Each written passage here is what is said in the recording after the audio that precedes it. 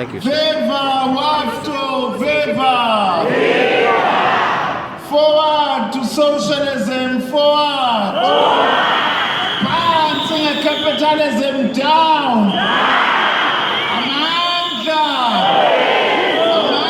Amandla! Thank you very much, comrades. President of WFTU, Comrade Azus, the General Secretary, Comrade George Mavrikos, all the affiliates of WFTU, and let's also congratulate the new affiliates who have just been admitted.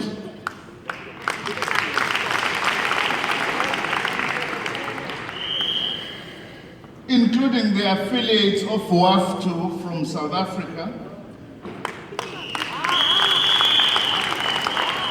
the leadership of the Tripartite Alliance, ANC, SACP, COSATU, and SANCO, and a special greeting to all of you, comrade delegates. Dear comrades, allow me first and foremost to thank you for this opportunity and to convey our revolutionary greetings from the South African Communist Party. Let me also welcome comrades who have traveled from all over the world to come to this great proletarian internationalist gathering here in Durban. Like many countries of the world, South Africa has been impacted negatively by the 2008 global capitalist crisis. Of course, South Africa is not alone. We've seen what has happened recently in Greece, for instance, where democracy was usurped by the interests of finance capital. We've seen what has happened in Brazil, where the right-wingers staged a coup against a sitting left-wing president, Venezuela and elsewhere.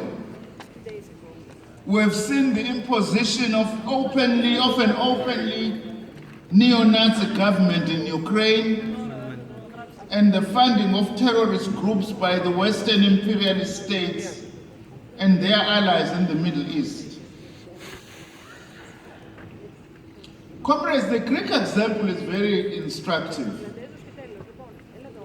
because essentially that marks the beginning of a very serious political crisis for Western multi-party democracy, where the people can speak through a referendum, but the European Bank says no, the voice of the people no longer matters, but it is the voice of us as banks that matters.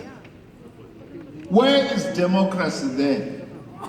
What is the point of having an electoral democracy if those who will decide is not the voice of the people, but it's the banks?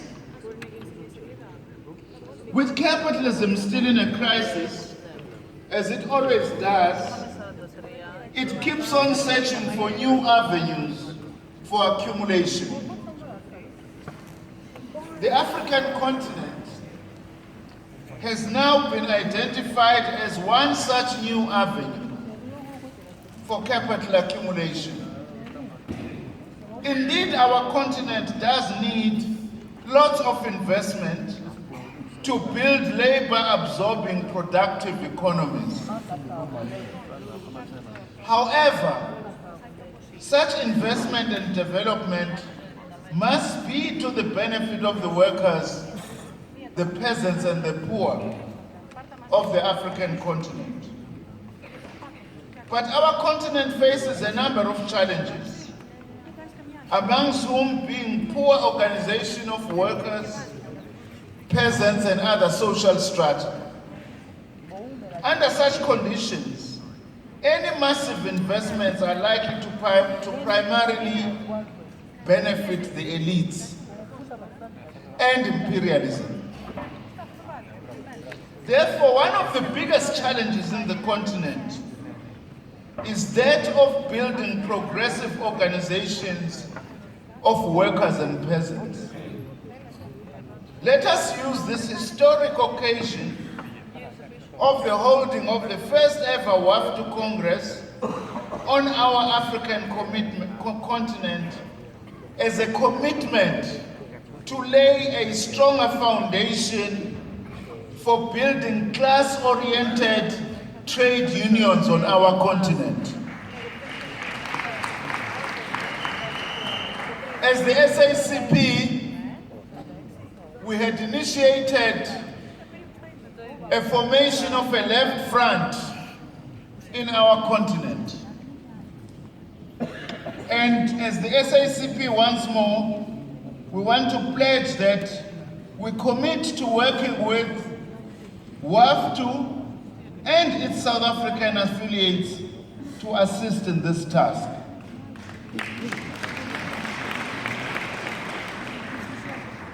In our own country, we as South Africa are a member country of what is known as the BRICS, a cooperation between Brazil, Russia, India, China, and South Africa.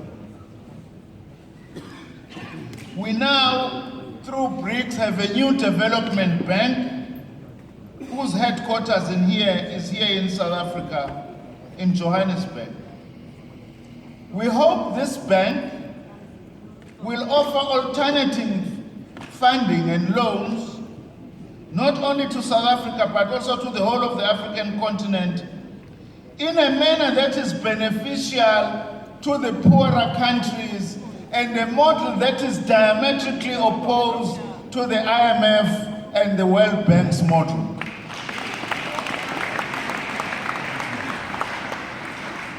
Of course, this advance has not gone unnoticed by our strategic adversaries. Though in those ones who, in the name of defending democracy, they bomb our cities and massacre our families. They are already busy with their regime change agendas in a number of the BRICS countries, and indeed against all those countries which do not wish to be controlled by the dictates of their bankers. As the SACP, we have proposed, amongst other things, that it's time now, if we are to make full use of whatever opportunities are there in the BRICS countries, for all the communist parties, for a start, in the BRICS countries, to come together and have a gathering. We have the Communist Party of the Russian Federation, we have two communist parties in Brazil, we have got the Indian communist parties, we have got the Chinese Communist Party, and you have the South African Communist Party. It would be important that we come together as well. So would it be important for class-oriented unions in those countries to be able to come together, because BRICS on its own, without strong working class presence, will not be able to deliver on what it should deliver upon. Yet we must not only look at the attack from imperialism only, but also as the SACP, we are of the view that it's very important that we look at our own internal domestic challenges and organizational weaknesses, because if we do not address those, imperialism finds an entry point into working class organizations to weaken and destroy them. What is our domestic challenge, if I can take that opportunity briefly? Or what are some of the aspects of our domestic challenge here in South Africa from the perspective of the South African Communist Party. The key challenge facing South Africa can be captured in this way. Since 1994, our democratic breakthrough with the ascendance into power of the ANC government working together with its allies, we have made major progress in a number of redistributive programs. The ANC government has expanded social grants for the vulnerable, the children, the disabled, and the elderly. First 20 years of our democracy, we built more than 3 million houses given free to the poor. We've electrified our country. We've connected clean drinking water to millions of South Africans, and many other things that this government has done. That's why, as the South African Communist Party, we've continued with the alliance with the African National Congress for as long as the ANC is oriented towards the workers and the poor. The day the African National Congress gets captured by parasites and by imperialism, we as the South African Communist Party will be forced to build an alternative popular or people's front to carry forward our democratic revolution. For now, the ANC still remains the most relevant broad movement to unite a whole range of forces, the working class, the professional classes, the middle classes, together to drive a progressive agenda. But the key challenge, despite this progress, we have not transformed the semi-colonial character of our capitalist economy. That is why we are faced with structural unemployment, inequality, and poverty. These redistributive measures have been very important to cushion us from what could have been worse forms of poverty, but it has not been adequate to actually spur on the transformation of our economic growth trajectory. Because our struggle was never about replacing a white apartheid elite with a black elite.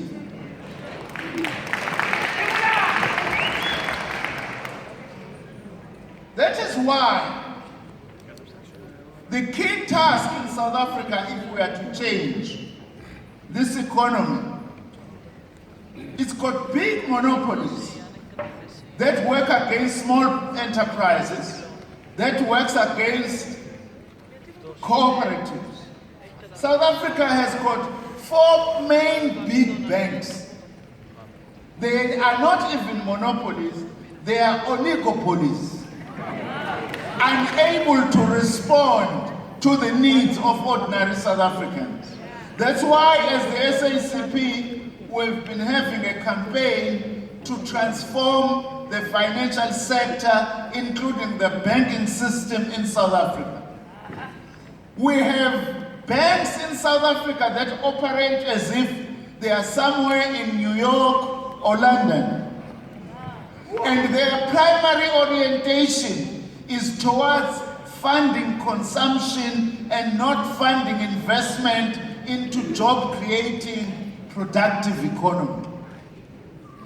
This, in fact, is one area where we think class-oriented trade unions also need to focus their attention, because the single biggest enemy we face globally still remains finance capital and its structure and the manner in which it is operating.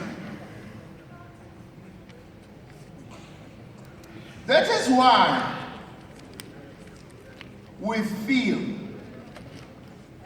that we need, and we've been doing this, to support and strengthen our own ally, the COSATU. As the SICP, we continue to work together with COSATU. But it's not without challenges, because imperialism wants to drive a wedge between the SICP and COSATU.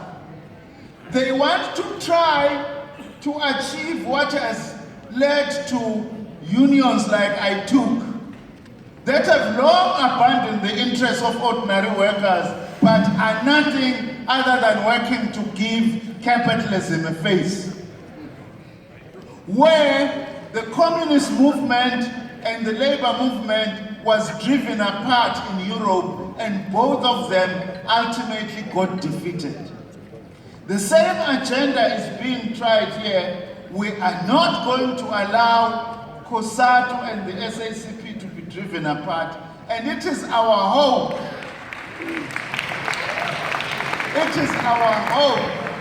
my comrade leaders in COSATU, that the sooner COSATU affiliates to WFTU, the better for all of us, and the better for South Africa.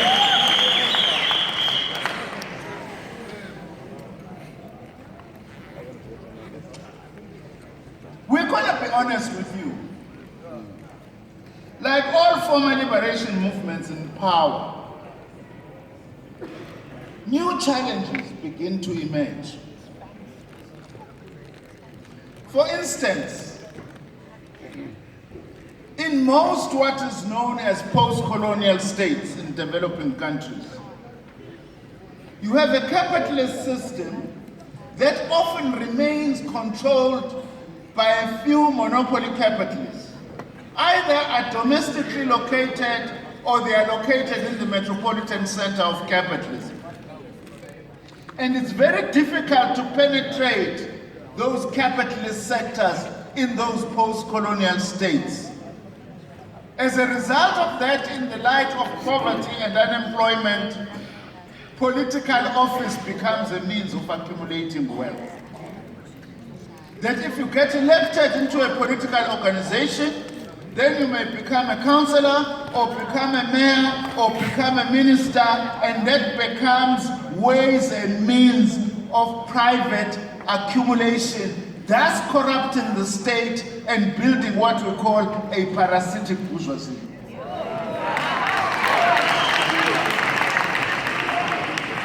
All liberation movements face that. Now, the SICP's perspective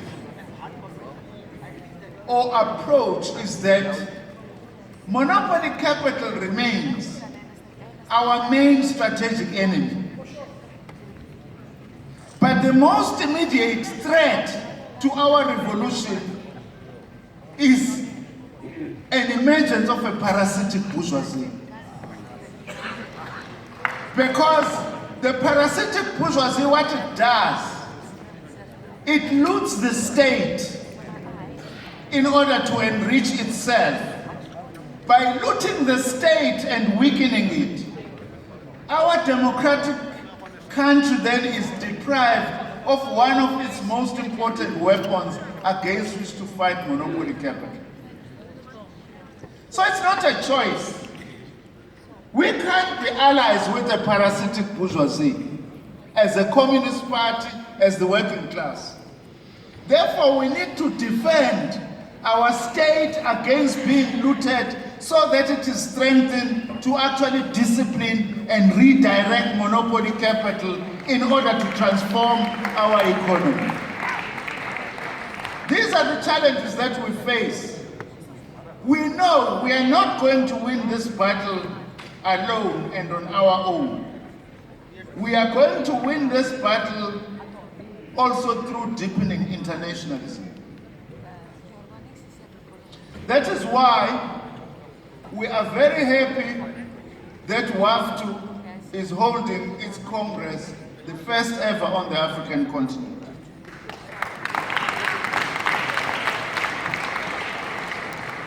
And as I've said, this must not just have been a symbolic thing. The one way of concretizing it must plant a new seed for building class-oriented unions in the African continent and in the rest of the developing world as well. Now, we must understand that at all times there is a huge offensive against trade unions in general in capitalist countries, but class-oriented unions in particular. That is why we must condemn this thing done by ITUC, that whenever there are WFTU activities, ITUC must find some excuse for some activities to try and distract from the work of WFTU. What kind of a working class is organized there whose primary mission is to fight another working class formation instead of directing the fight against the capitalist bosses? Now, we have our own challenges with our own trade union movement. I'm sure that COSATU comrades in particular who have been here must have shared this with you.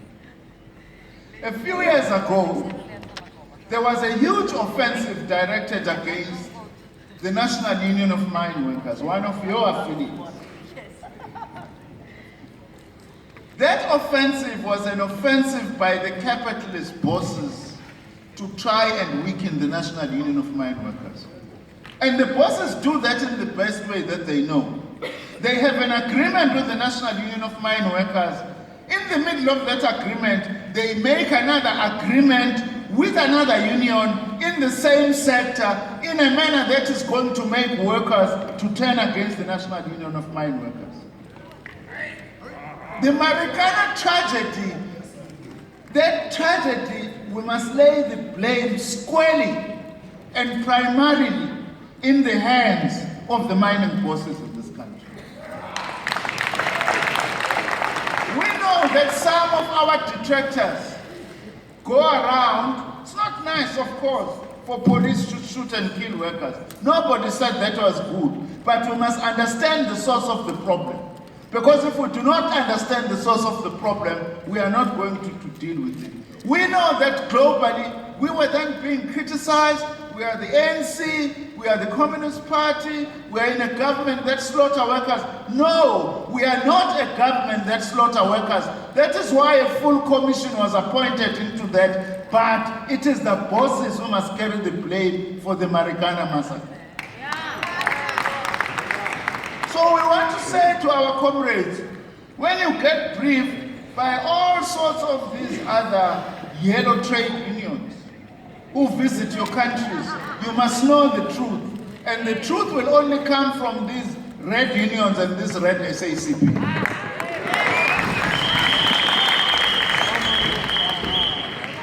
Now, comrades,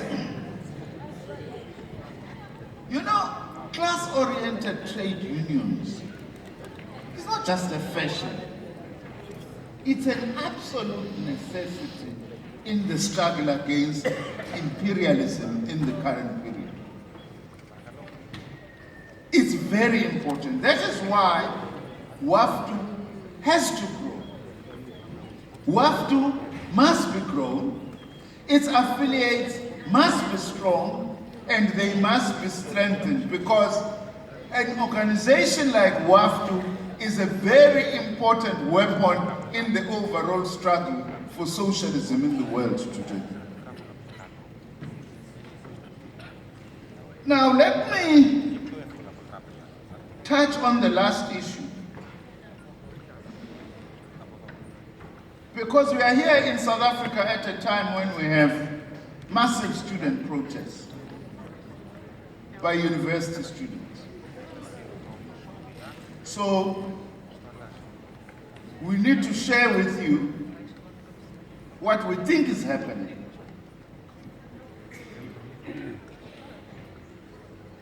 Firstly, the issue of student fees is a global capitalist problem, about the failure of the capitalist system to support higher education for the workers and the poor, almost all over the world.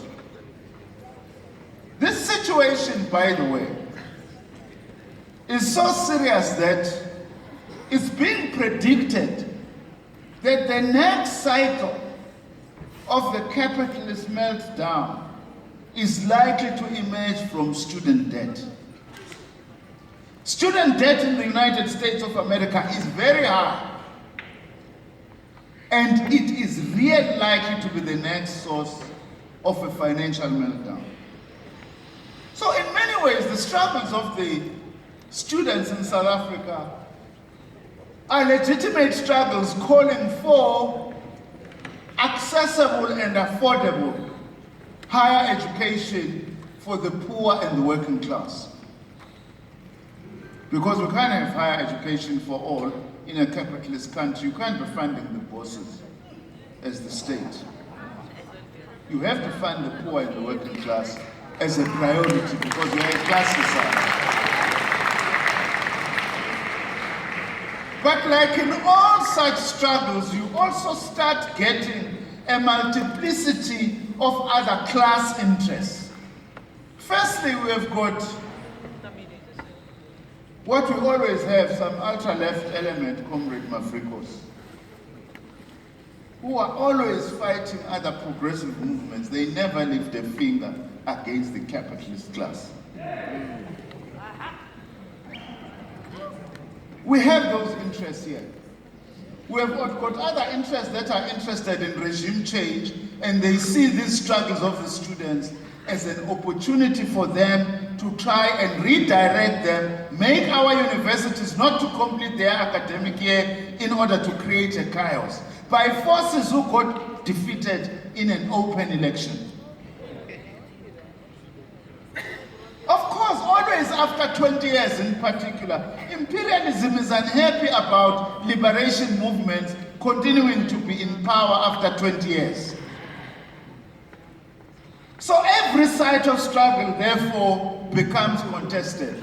Partly that's what we are dealing with here, because there is now a small element that no longer has an interest in genuinely settling the issue of student fees, but they see this as part of a regime change agenda. I can say this with confidence because I'm also deployed by the Communist Party and the ANC to be the Minister of Higher Education. So I'm the one feeling the heat at the moment. But I'm not speaking because of the heat, but that's the truth. The primary task is to put pressure on the main consumers of university graduates to pay for that, which is the capitalist class. So it's very important that as we move forward, we are able to wage these struggles.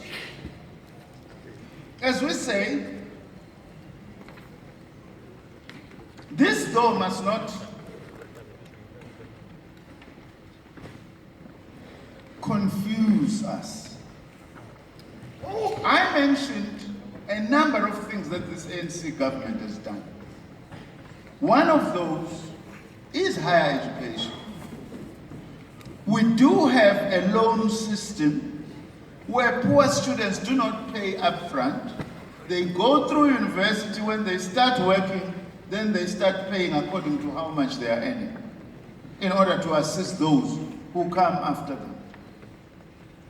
I've been saying to our comrades in the Communist Party, in fact, the party should enter this struggle and use it as a terrain to deepen the struggle for socialism, to win the confidence of the students and to provide theoretical and revolutionary guidance so that all these other opportunists are not going to be able to use it to take us backward. I suppose this is one area that as class-oriented trade unions you do have an interest, and we need to be sharing ideas on how to take these issues forward. Comrades, I must say, I really feel honored. I should have recognized Ubaba Mjali, who I'm told, Comrade Eric Mjali, have recognized. He is a member of our Young Communist League. And he's the youngest of all in the Young Communist League. He's a comrade and a man who dedicated his entire life to the struggle of the working people. A foremost trade unionist, a foremost communist, and in South Africa, like all good communists, are in the ANC, an ANC cadre as well. Siyabonga Baba Mjali. We are very proud of you. If there is one honor that WFTU has truly given you,